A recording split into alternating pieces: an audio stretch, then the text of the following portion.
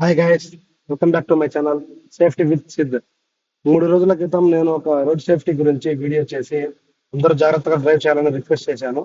కానీ ఈ రోజు తెల్లవారుజామున అనుకోని ఒక ఇన్సిడెంట్ జరిగింది.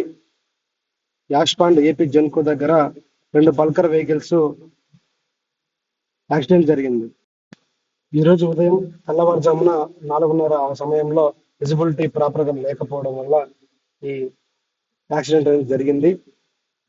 దయచేసి ఇప్పటికైనా గుర్తించి ఆ యాజమాన్యం అనేది సరైన నిర్ణయం తీసుకొని ఇమీడియట్ గా రెక్టిఫై చేయాలని కోరుతున్నాను.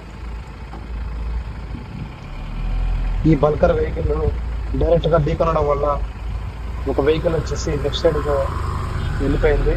అతనికి చిన్న గాయాలైనాయి. బట్ ఇక్కడ కనిపించేటువంటి వెహికల్ లో క్యాబిన్ మొత్తం కంప్లీట్ గా రుజువు అయింది.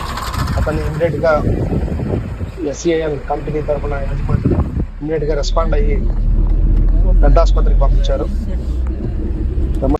Drive safe, reach home safe. ఈ వీడియో మీకు నచ్చినట్లయితే మరికొందరికి షేర్ చేయాలని కోరుకుంటున్నాను. అలాగే సబ్స్క్రైబ్ చేయండి, లైక్ అండ్ షేర్.